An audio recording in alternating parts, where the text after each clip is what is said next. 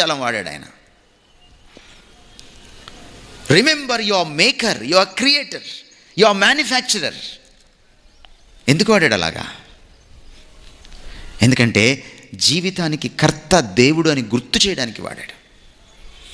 జీవితానికి కర్త అయిన వాడు, రచయిత అయిన వాడు, జీవితానికి మూలమైన వాడిని నువ్వు తలచుకోకపోతే, ఆయన ఎరుకలో నువ్వు బ్రతకకపోతే జీవితానికి అర్థం దొరకదు కదా. మనిషి సెల్ ఫోన్ని తయారు చేసుకున్నాడు. మానవుడే దీని సృష్టికర్త. కానీ సెల్ ఫోన్ అలిగి నేను నీ చేతుల్లో ఉండను అని ప్రపంచంలో సెల్ ఫోన్స్ అన్నీ మనిషి మీద అలిగాయి అనుకోండి, ఏమవుతాయి సెల్ ఫోన్స్? ఏమవుతాయి సెల్ ఫోన్స్?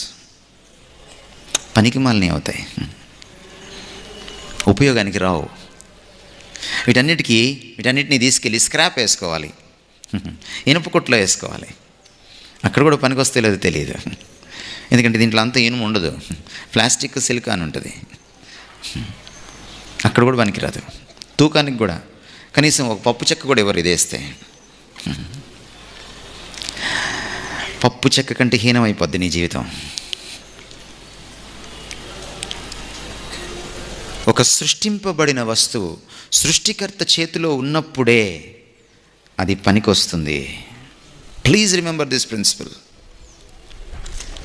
నా అంతటా నేనేదో సాధించేస్తాను, నా అంతటా నేనేదో చేసేస్తాను, నాకు మీనింగ్ వచ్చేస్తుంది అని నువ్వు అనుకుంటే అది చాలా పొరపాటు, చాలా పొరపాటు.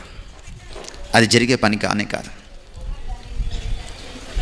అందుకనే సొలొమోన్ అంటున్నాడు, రిమెంబర్ యువర్ క్రియేటర్. ఆయన నొక్కి చెప్తున్నాడు, సృష్టికర్తను స్మరణకు తెచ్చుకో.